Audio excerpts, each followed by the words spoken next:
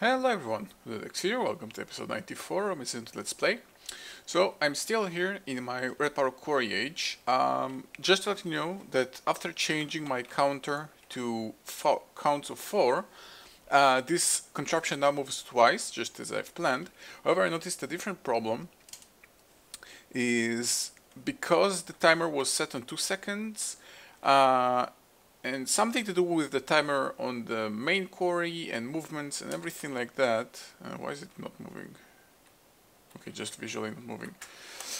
I changed the timer here to 2.5 seconds because otherwise on the first movement this quarry will be moving, but the main one wouldn't be moving. But on the second movement here, they would be moving pretty much at the same time. So there is still this tiny time window of getting to the point where I have both chunk loaders on moving. So that's kind of not so good. So yeah, this is now changed so to 2.5 seconds instead of 2, and it still kind of needs to be tested. There is some kind of it's kind of an exact science. The thing is, I'm not really sure about all the different parameters in that science, so it requires some testing. But for the time being, just so you know, this indeed moves. It moves as intended. It moves 2 chunks at a time, 2 blocks at a time, and without any problem. And also, so far, every time I logged out and logged back in, the quarry was still working, so there is no problem in there. Alright, so I've been messing around a little bit off screen with the walnut trees, mainly also in a test world. And indeed, as I figured out in the end of the previous episode, the walnut saplings indeed require a 2x2 to actually grow. Where are they? I actually planted it.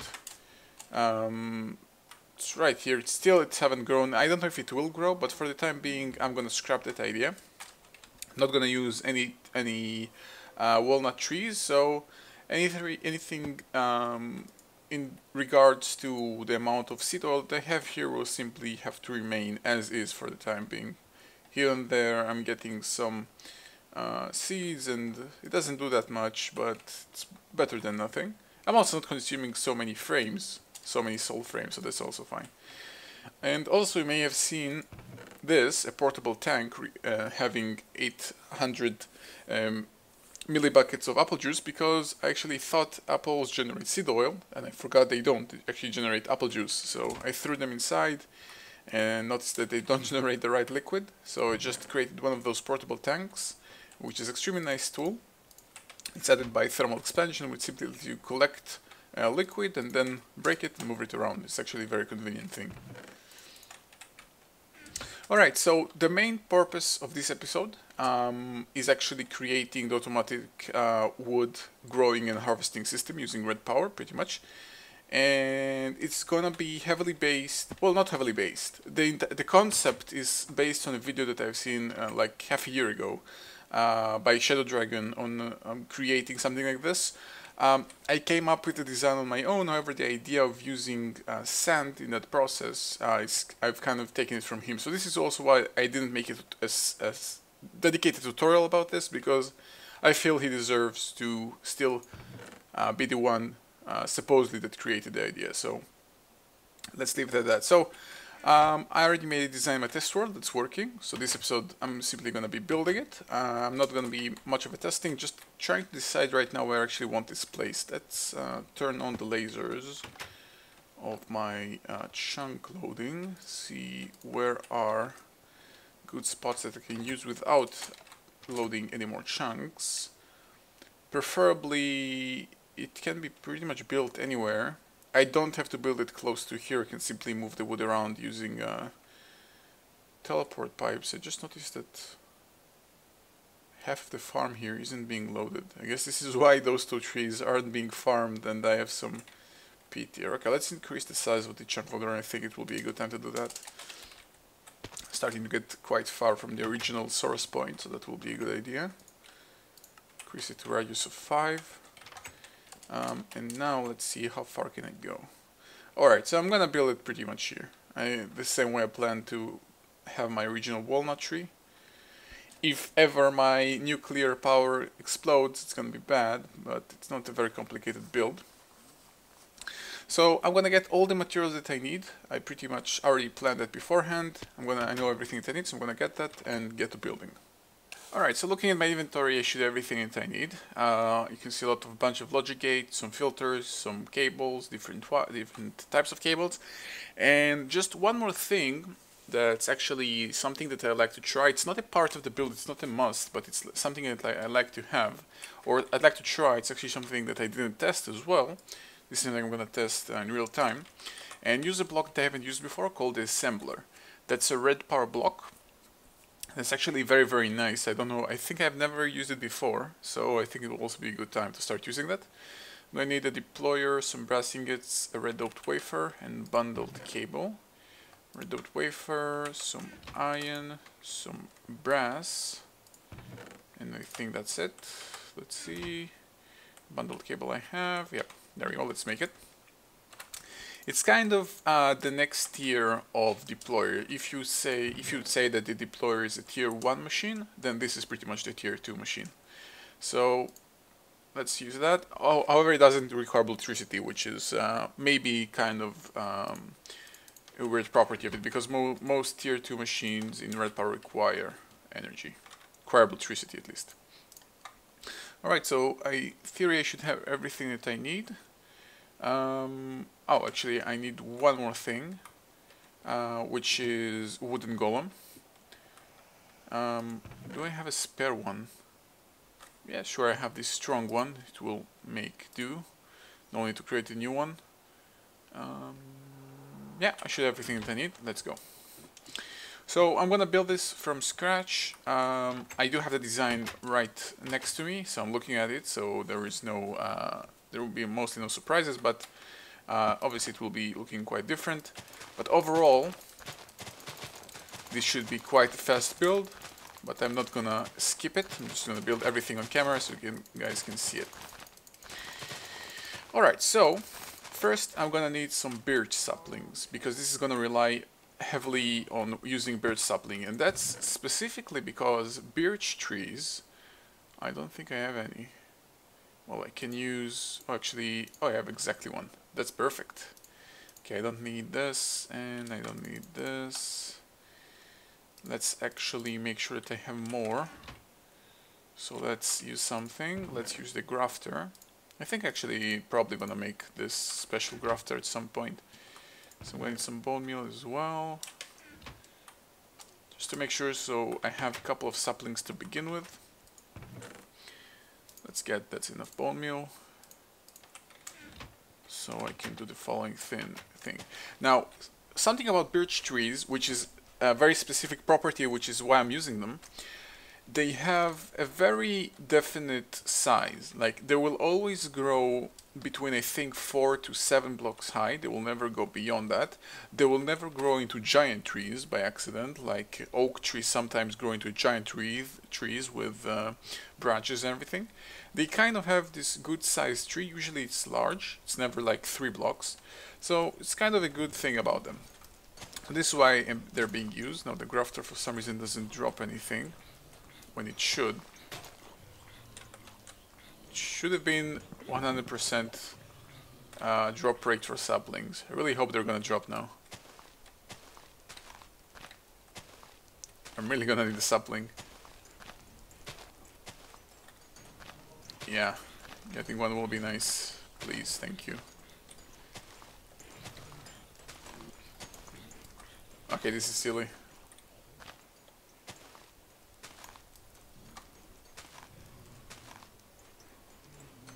Please, there we go. One, hopefully, I'd like to have a little bit more. The logic as it is right now kind of relies on always having at least one birch sapling, so it will be nice having more than that. Yeah, this is kind of silly. Okay, I'm gonna start building it nearby, so over time I'm gonna get more and more, hopefully. So let's go one more and cut all the logs and let the leaves decay. Alright, so let's assume it's kind of a small build, it's not too large, so let's say it's gonna be here. So this, assuming this will be the sapling, main place. So let's say that here I'm gonna have the assembler. Now the assembler has a very nice logic to it. You can have two types of methods, either from colors, so you can connect a bundled cable here, and let's say if I'm gonna place birch wood on magenta and bone meal on yellow, when the bundled cable will receive a magenta colored signal, it will deploy whatever it's in the magenta slot, and whenever it's going to receive yellow, it's going to apply the bone meal. And of course, that's the inner inventory, so you can store a bunch of everything here. Or you can do something that looks like this. It will simply, the assembler will jump between slots. You can also disable some or make some available. So there is a loop of things. But I like doing it like this. It makes more sense and it's more easily to work with. Okay, so I got a nice amount of sapling. 3 will be good. So let's say this will be the deployer, the assembler right here. It's gonna have, I'm gonna use either white or blue. Okay, mainly white. White will be my main signal. So saplings will be on the white color. And right on the opposite, I'm gonna have a block breaker, which obviously I forgot to bring. Let me get some. And by the way, one more important property of basically everything, not only birch, they will not grow if they have a problem with their nearby blocks. They will refuse to grow. However, they will ignore leaves, so they can do this, and the remaining leaves will simply be ignored, and the tree can grow again.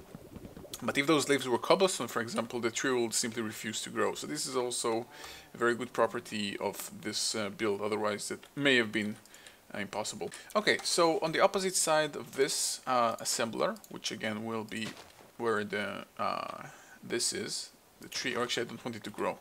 So it's just going to leave it as is. Let's say it's going to be this.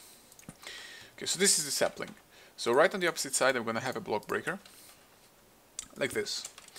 And right here I'm gonna have a redstone torch, and I'm gonna use vanilla repeaters simply because they're cheaper to make and I don't need anything else. So this will be like looking like this, and this will be here, and I'm gonna actually remove the block because it's gonna have a signal here which I don't want.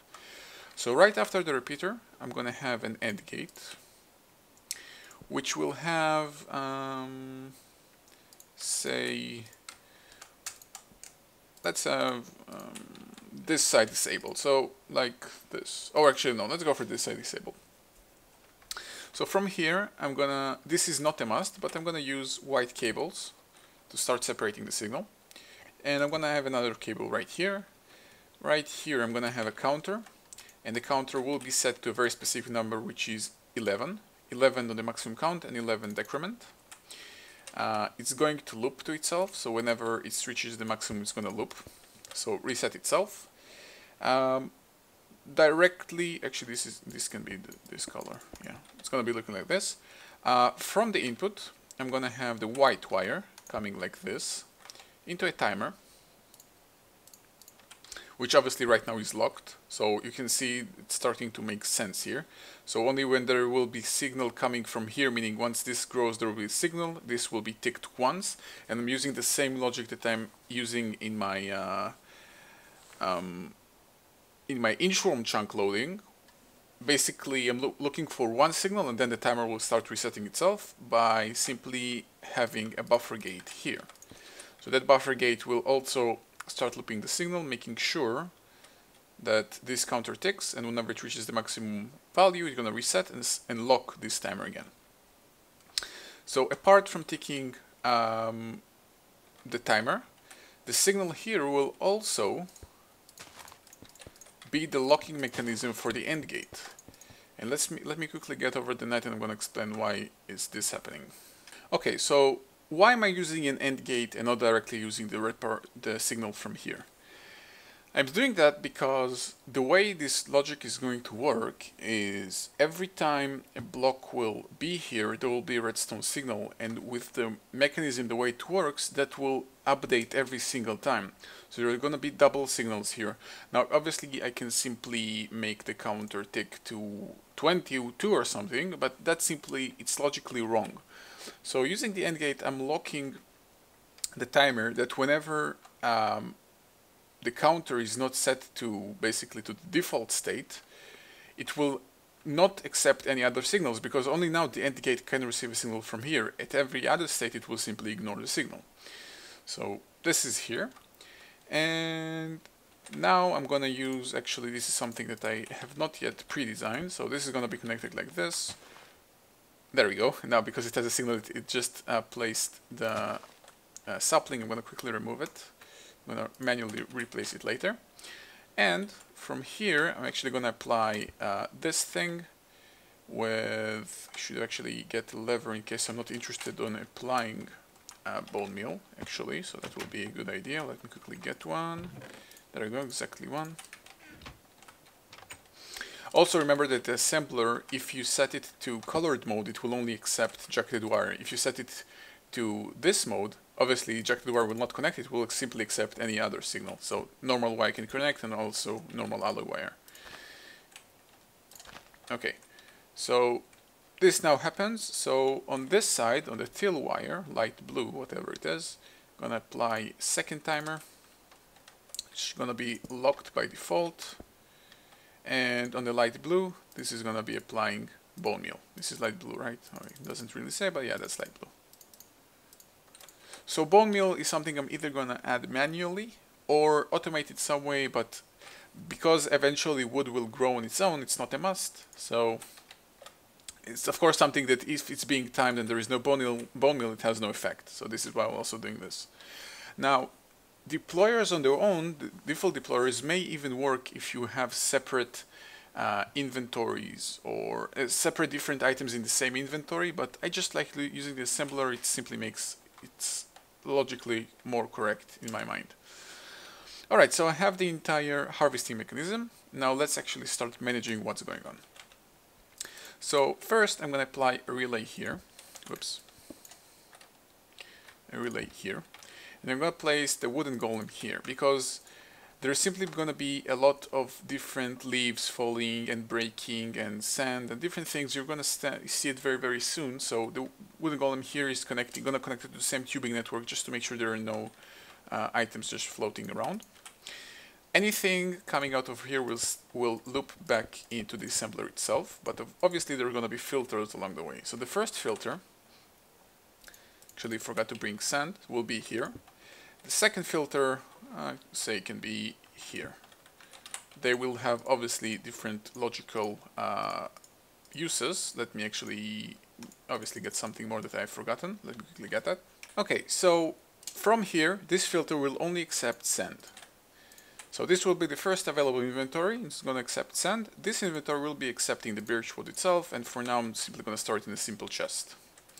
Meaning that anything else that can travel here will be either saplings, sand, or birch wood.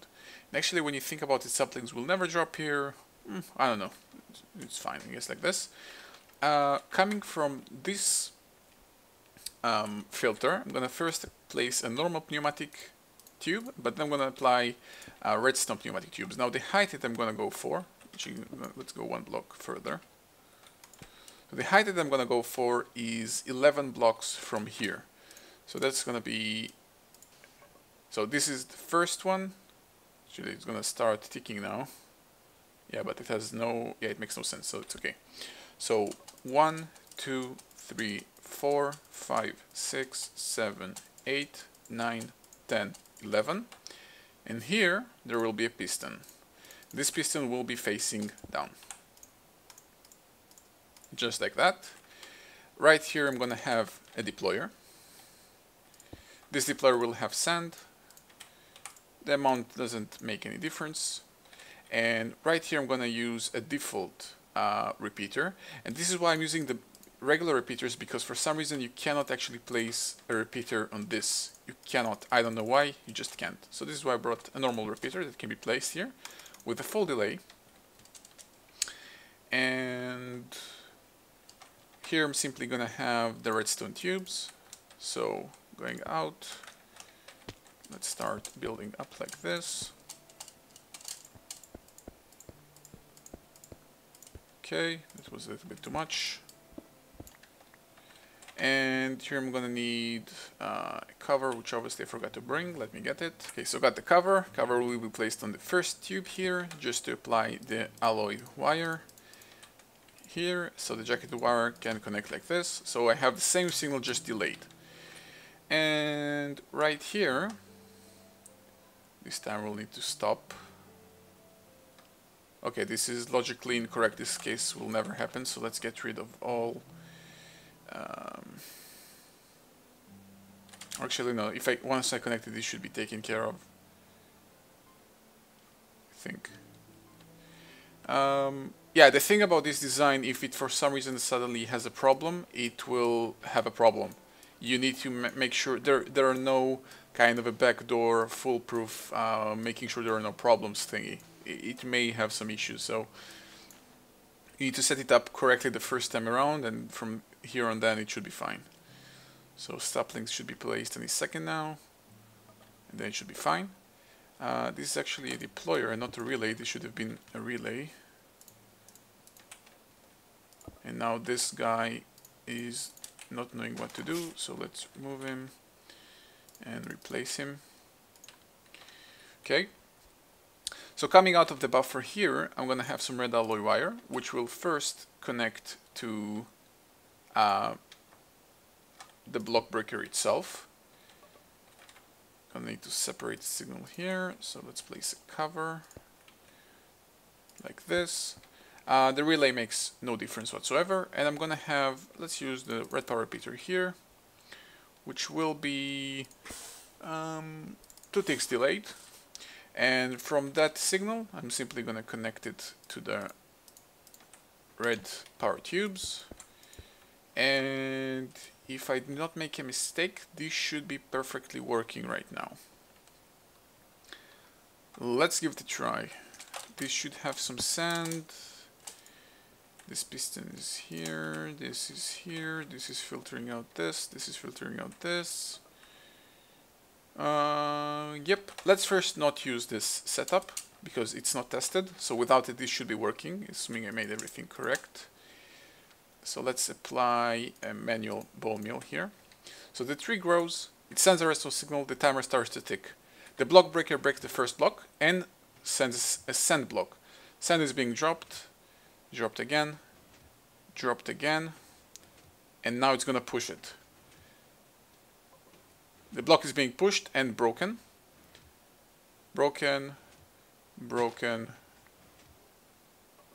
Okay, there I have some issues.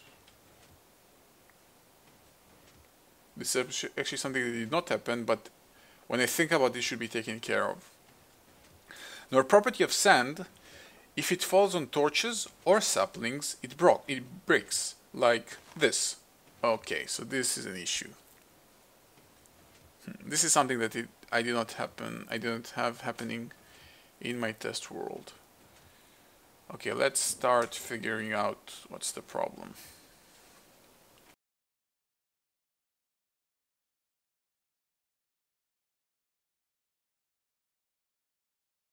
Okay, I'm going to try and solve this by making this delay longer. Let's see if that works.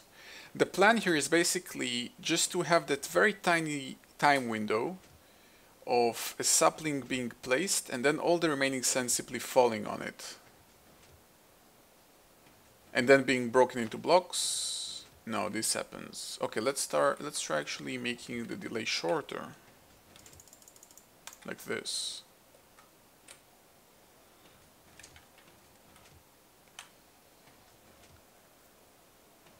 And this should work. No, this happens. Okay, let's break one. Now all the sand falls on it and simply breaks into those blocks.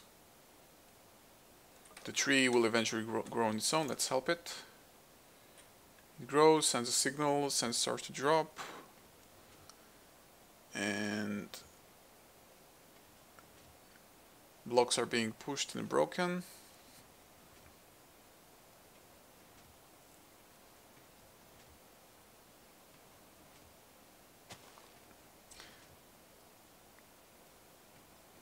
Why is this happening?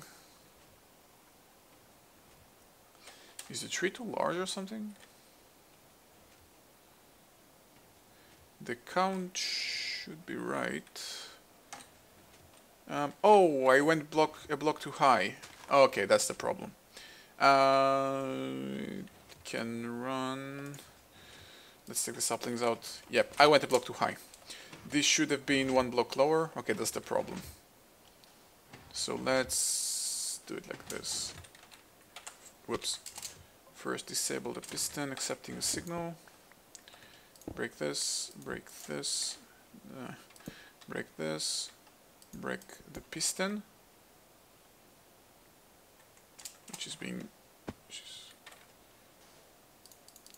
okay, basically should be in front of the deployer. Rotate it to be facing down. This deployer will need to go one step down. Let's connect some redstone tubes first. So 1, 2, 3. Break this.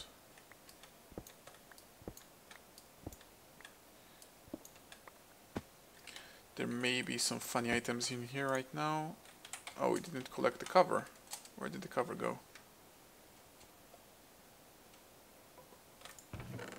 And by the way, wood is being collected here for so far. Okay, so the deployer here.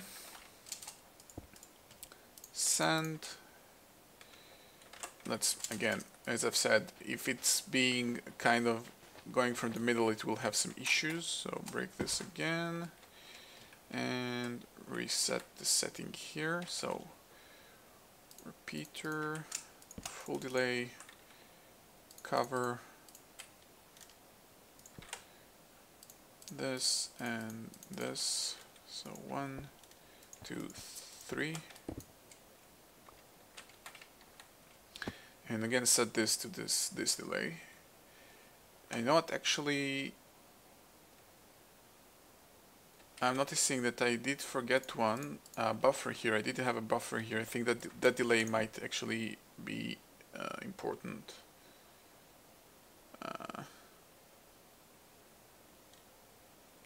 Okay, I guess that's fine. So let's try this again. Manually grow the tree. The signal goes through, starts breaking, sand starts falling. Sand falls, push it down, and it's being broken. Again, again, again. Last break and sapling. There we go. And sand falls, being turned into those blocks. The golem collects everything. All the wood is being accumulated here. All the future saplings that will be dropped are being collected and placed here from the trees that eventually despawn. And if I'm gonna have this running, should apply bone meal.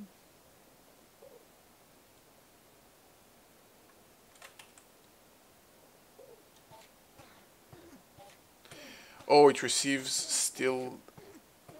Can this Enderman die already? Still, it's being locked on the white signal, so it will not work.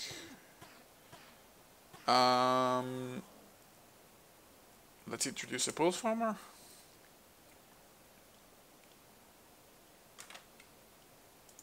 This is not something I did.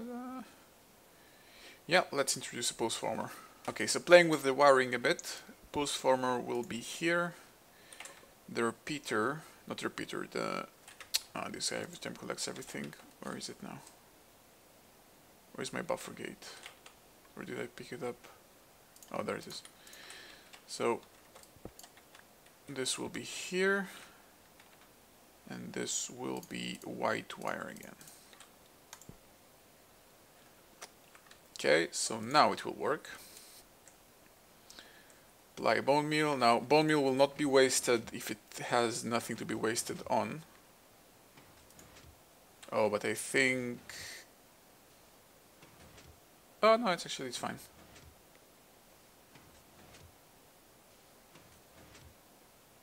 There you can start seeing how the saplings will be eventually generated. It works even nicer than I thought it would. Now, golems for some reason really hate Redpower tile blocks. All the Redpower tile blocks like logic gates and wires and everything that's not a full block, they really hate them. They just start jumping around and going crazy. Nice, it works perfect.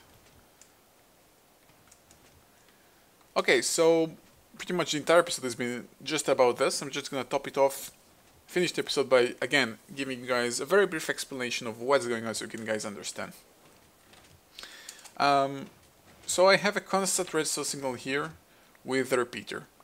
The signal will never go through a sapling, but it will go through any solid block. You can see that every time that a block is being pushed down, the signal actually goes through. Can we have an example, please? There you go. You can see the signal goes through. It will only go through solid blocks like sand and logs, but not through saplings. So whenever that signal goes through, it goes into this AND gate.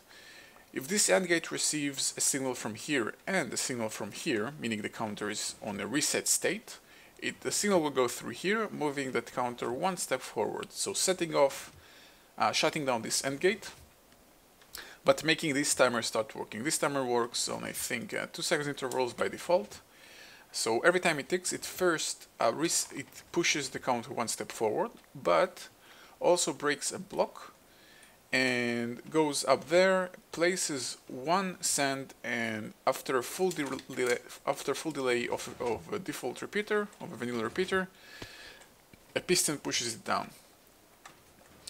And also at the same time, and not at the same time basically, whenever the counter reaches its default point, the counter is locked, it sends the Y signal here that will turn on again this AND gate and also will apply one more sapling.